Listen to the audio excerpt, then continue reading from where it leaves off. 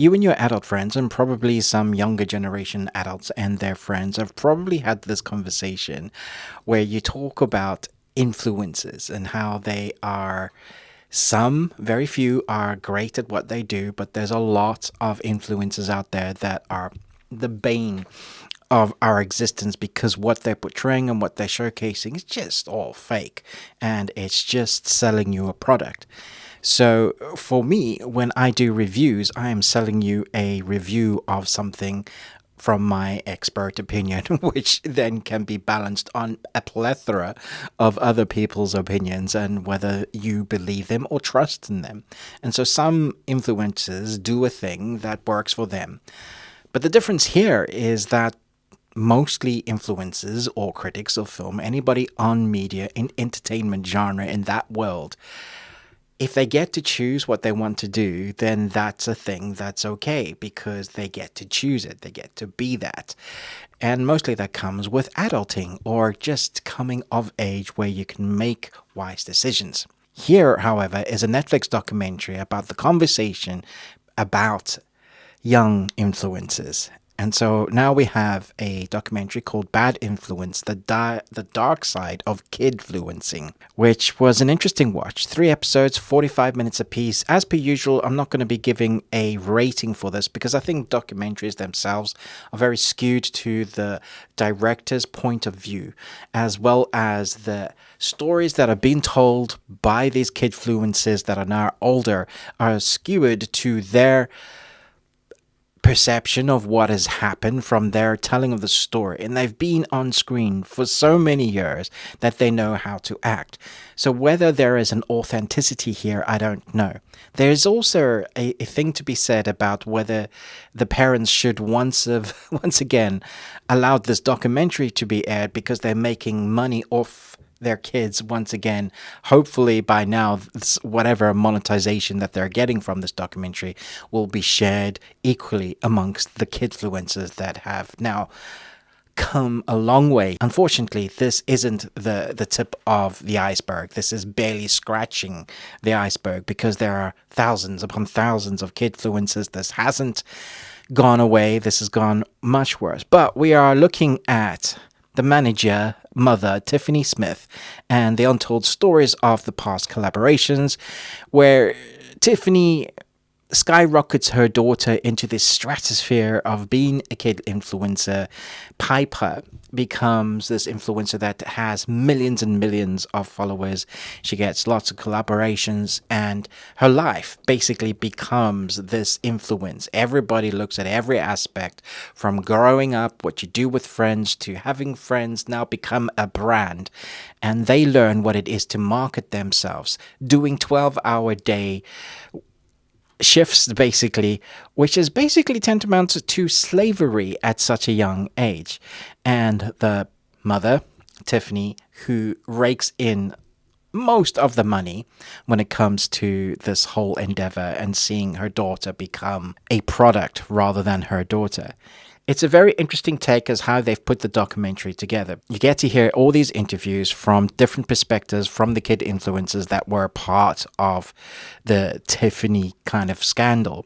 It kind of wraps it up as well a little bit with a court case, but it also is left opening because if you were interested in the story at all, you would have followed the story as it unfolded throughout the years and know that the fact that this hasn't been resolved at all.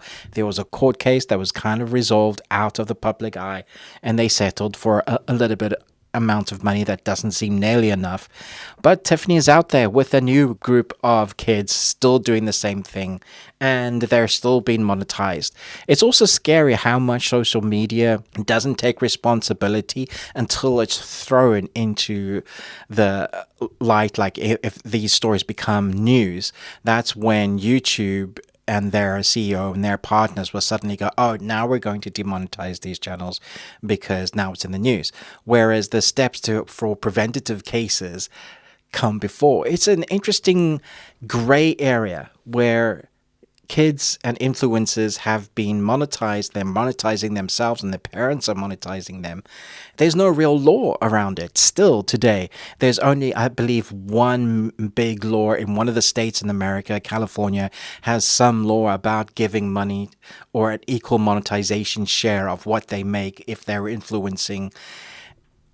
I've come up against a few influencers myself just in my little part of the entertainment universe where I review movies and TVs and series and documentaries like this, and where I'll be told I can't go to a press screening to because they've allocated all the tickets, and there's been a majority of influencers rather than critics or film reviewers that they want to get because of their following to get more views and eyeballs on it, so that those kids will then go back after watching whatever Disney Marvel movie is out, and they'll go and do a little dance number and go, hey, go watch this, and they might have 100,000 or 400,000 or millions. And that is where entertainment industry is going, okay, now we know you have a massive amount of following, therefore we're going to take away from people that are possibly more suited to be in this niche. And so it's a really interesting world because there is no governing body that has said, okay, now we have let the genie out of the bottle, one of the lines directly from the words of the mother, but there's no ways to kind of put that genie back in. Really, it has to be a cultural shift. That's kind of what shines a light in this documentary. With the 3 episodes, they show how it goes from worse, from not great, to you wondering what the parents were thinking, why they were making these choices, allowing their kids to be used like they did, kind of putting blinkers on. As long as the money keeps rolling in, that's kind of where they sit with the parents. They do have culpability here. But then allowing Tiffany to carry on being the person that she is and influencing and abusing, because that's what it comes down to. Physical abuse, which I guess has been corroborated by the other influencers that were a part of the team. And then the mental abuse and stealing. And if the law, there are no cultural shifts in the law, then this will carry on. So it was a sort of interesting documentary. It doesn't say anything that you didn't expect, that you didn't already have those conversations with your friends.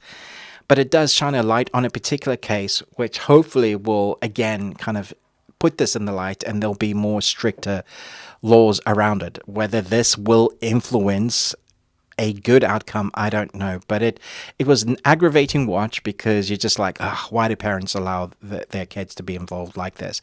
And then it was an annoying watch because they go over some of the same grounds by repeating some of the conversations or some of the big reveals that this documentary has. It could have been done in an hour and a half or just a short feature documentary. Once again, Netflix have decided, no, we're going to spread out the episodes and make it as long as possible for view time. And that's what it comes down to, getting your eyeballs on their documentary, which is exactly the same what parents have been doing with the kids, and getting your eyeballs on their content and making monetization out of everything. You look, if you can think that it can be monetized, if you're good at anything or terrible at something, you can monetize that. That's the world we live in.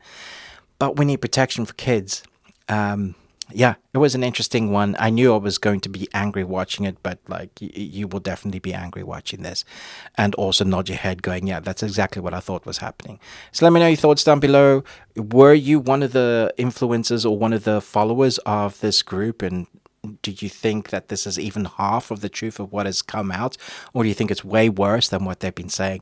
I somehow suspect they haven't even been able to talk about the darker aspects that were said off camera, as a few of them hinted that they didn't want to talk about it because it was too dark to cover there. So as a one-time watch, it was an interesting watch. It was an angry watch, but it wasn't necessarily the best documentary I've ever seen.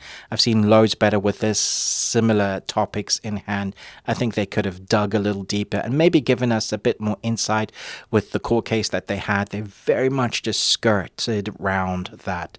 I think all of this information is very in the public domain, so it doesn't really scrape too much other than first-hand accounts from interviews with some of the people that were involved, not all. So, yeah, I don't know. Let me know what your thoughts down below. What did you think of this documentary? Did you know all this already? I'd love to hear your thoughts. But most of all, until next time, remember, live long and Tuesday.